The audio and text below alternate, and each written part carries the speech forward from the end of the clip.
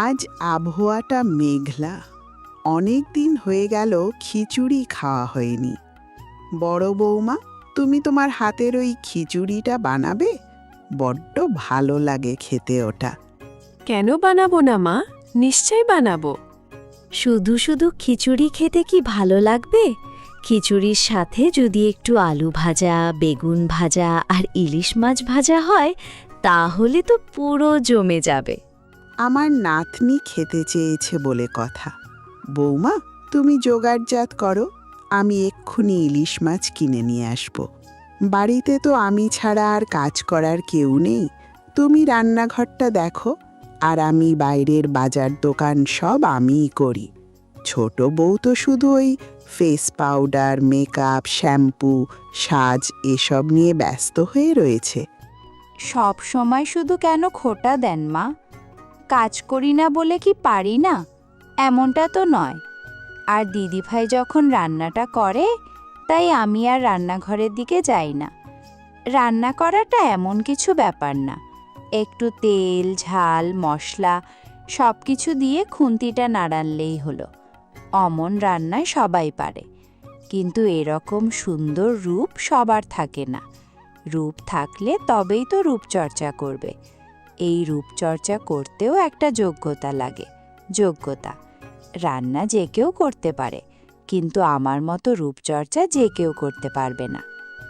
আচ্ছা বেশ, তবে তাই হোক। রান্না যখন যে কেউ করতে পারে, তাহলে আজকের খিচুড়ি রান্নাটা তুমিই করো। হ্যাঁ বড় বৌমা, আমি তাহলে বাজার থেকে ইলিশ মাছটা কিনে আনি। তুমি মাছটা কেটে ধুয়ে সব কিছু ছোট বৌমাকে দিয়ে দিও। আজকের দুপুরের রান্নাটা ছোট বৌমা করবে।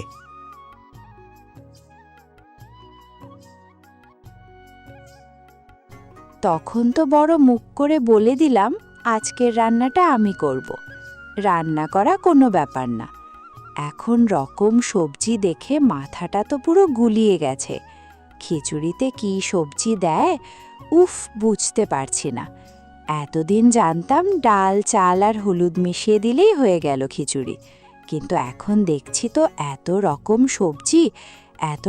সবজি দেখে তো বুঝতেই পারছি না কি কি সবজি দিতে হবে। দূর দূর, ভালো লাগে না আর। ছোট মা, তোমার রান্না হয়ে গেছে? এই তো বসাবো।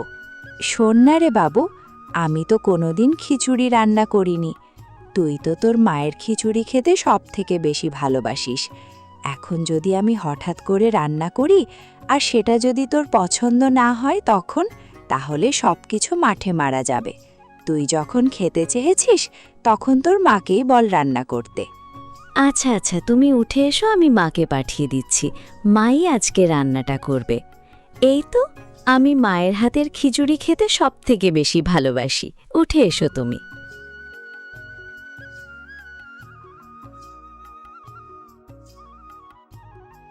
আরে বাহ, আজকের খিচুড়ি ও তো পুরো জমে গেছে। ছোট বৌমা, তোমার হাতের বড় বৌমার মতো জাদু ছিল এতদিন জানতাম না। আসলে তুমি রান্নাঘরে গেলে বলে জানতে পারলাম। না না দিদু, এটা ছোট মা রান্না করেনি, এটা আমার মায়ের রান্না করেছে। ছোট মা প্রথমবারের মতো রান্না করবে, কেমন কি হবে না হবে আমার খাওয়াটাই পুরো মাটি হয়ে যাবে। তাই আমি বললাম তোমাকে রান্না করতে হবে না, আজ আমার মাই রান্না করবে। আরে বাহ, মেয়ে তো খুব চালাক। আমার ঘাড়ে দোষ চাপাতেই দিল না, এমন সবটা নিজের ঘাড়ে নিয়ে নিল। না, এই মেয়েকে যদি আমি নিজের ঘাড়ে টানতে পারি, তাহলে ওই বড় বউকেই ঘর থেকে ছুঁড়ে ফেলে দিতে বেশিক্ষণ সময় লাগবে না। কিরে, এই ভোর দুপুরবেলা রোদে টয় টয় করে ঘুরে বেড়াচ্ছিস? কতবার বলেছি রোদে বেরোবি না, শরীর খারাপ হবে কিন্তু। তুই কোনো কথাই শুনিস না আমার। বইটা নিয়ে তো কখনো বুঝতে দেখি না, সারাদিন শুধু খেলার খেলা। আরে এই তোর হাতে ওটা কি? দেখা দেখা বলছি। চকলেট। কি দোষ সাহস! দাঁতে তো পোকা লেগে সবকটা দাঁত খেয়ে ফেলেছে, আবার চকলেট খাচ্ছিস তুই? তোকে না কতবার বলেছি চকলেট খাবি না? ফেল বলছি আগে, ফেল ওগুলো। আর যা গিয়ে ঘরে পড়তে বস। আর একবারও যদি বাইরে বেরোতে দেখেছি না, ঠ্যাং ভেঙে বাড়িতে ফেলে রেখে দেব। আহা দিদিভাই, বাচ্চাটাকে অত বকছো কেন? ছোট মানুষ নর, ভুল করে ফেলেছে। চলো মনা, চলো, কিছু মনে করো না। আমি তোমায় আদর করে ভালো করে চুলে বেঁধে দিয়ে পরিষ্কার করে পড়াতে বসাবো। তুমি আমার কোলে বসে পড়ালেখা করবে, কেমন? তুমি খুব ভালো ছোট মা, মা পচা। এই কত বেলা হয়ে গেল, এখনো পুরোপুরি ঘুমাচ্ছিস? বলছি ওঠ। সকাল সকাল কাউকে খুঁজে পাওনি তাই না? তাই আমার পিছনে লাগতে চলে এসেছো? আরও একটু ঘুমাতে দাও না, এত সকাল সকাল উঠে কি করব? আহা দিদিভাই, কেন সকাল সকাল মেয়েটাকে বকছো বলো তো? ঘুম থেকে উঠলে সবারই মন মেজাজ বিগড়ে থাকে, আর তুমি এই সময় ওর মনটা খারাপ করে দিচ্ছ। আয় মনা, আয়, আমার কাছে আয়। সত্যি ছোট মা, তুমি ভীষণ ভালো। আর আমার এই মাটা না কেমন রাক্ষসী ডাইনি মতো ব্যবহার করে। দূর হয়েও তুমি। কি, যত বড় মুখ নয় তত বড় কথা? তুমি আবার তোমার মেয়েটাকে মারলে সাত সকালবেলা? এই মনা, আয়, ছাড়ে দে মনা, তোকে এই ঘরে থাকতে হবে না, তুই আমার ঘরে আয়। দেখ, তোর জন্য নতুন জামা এনেছি, পছন্দ হয়েছে তোর? ভীষণ পছন্দ হয়েছে। আচ্ছা মনা, তুই এই এখানে বস। হ্যাঁ, আমি এখনই আসছি। বিছানাতলায় টাকাগুলো রেখেছিলাম, কোথায় গেল? বড় বৌমা, ও বড় বৌমা, বিছানাতলায় টাকাগুলো রেখেছিলাম, কোথায় গেল গো? খুঁজে পাচ্ছি না। টাকাগুলো দাও আমাকে, মহাজনকে ফেরত দিতে হবে। ওগুলো আমার টাকা নয়, ওগুলো মহাজনের টাকা। আমি তো জানি না মা, তুমি টাকা রেখেছিলে বিছানাতলায়। আমি তো শুধু ঘরটা মুছে চলে গেছি, বিছানাতলায় তো হাত দিইনি। তুমি ছাড়া তো কেউ মায়ের ঘরে আসে না দিদিভাই। কতগুলো টাকা দেখে লোভ সামলাতে পারোনি, তাই না? দিয়ে দাও টাকাগুলো। চুরি করার মোটেও ভালো কাজ না। ঠিকই তোমার, তুমি ছাড়া তো এই ঘরে কেউ আসে না সকালে ঘর মুছতে। তোমার পর থেকে তো এই ঘরে কেউ আসেনি। তুমি নিয়ে এসো টাকাগুলো। বিশ্বাস করুন মা, আমি ওইসব টাকা পয়সার কথা কিছু জানি না। আমি নিইনি ওইসব টাকা, আমি চোর নই। চুপ কর। আমার নাতনি যেখানে বলল আমি সেখানে তোমাকে বিশ্বাস করব। আমার নাতনির কথা অবিশ্বাস করব না।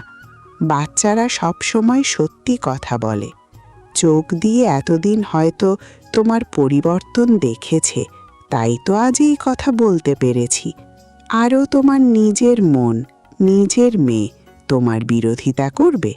এতদিন আমি তোমার এই রূপ দেখিনি বড় বৌমা। এতদিন তুমি তো খুব ভালো ছিলে, এতদিন তুমি সংসারটাকে আগলে রেখেছিলে, আর আজ ওই সামান্য টাকায় লোভী হয়ে উঠলে।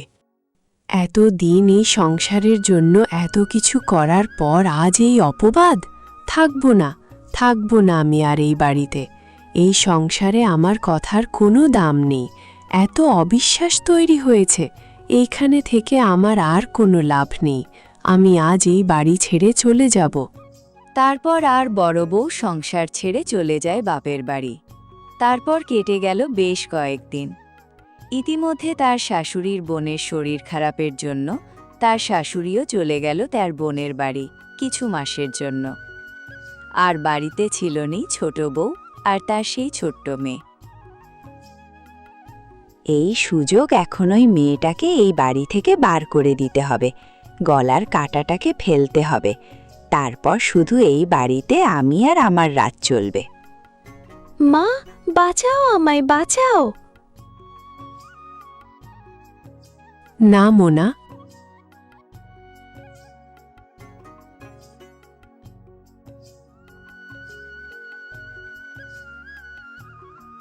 আমি ঠিকই ধরেছিলাম, আমার মেয়ে এখানে ভালো নেই। আমার মেয়ের ওপর অত্যাচার করছিস তুই? মা, তুমি এসে গেছো। আমি তোমায় ভুল বুঝেছিলাম মা, ভুল বুঝেছিলাম। সত্যি নিজের মাই আপন হয়। নিজের মা যতই শাসন করো না কেন, নিজের মা নিজের মাই হয়। ইতিমধ্যে তার শাশুড়িও চলে আসে। শাশুড়ি চলে আসার পর বড় বউ আর তার নাতনি সবকিছু খুলে তাকে বলল যে তার শাশুড়ি চলে যাওয়ার পর ওই ছোট মেয়েটার ওপর কত অত্যাচার করত তার ছোট বউ। সব কথা শুনে তার শাশুড়ি বড় বৌমার কাছে ক্ষমা চাইল, আর বড় বৌমাকে নিয়ে সুখে শান্তিতে ঘর করতে লাগল। আর ছোট বউ তার মতো কাললাগিনীকে তার শাশুড়ি আর সেই বাড়িতে রাখল না, দূর করে বাড়ি থেকে তাড়িয়ে দিল।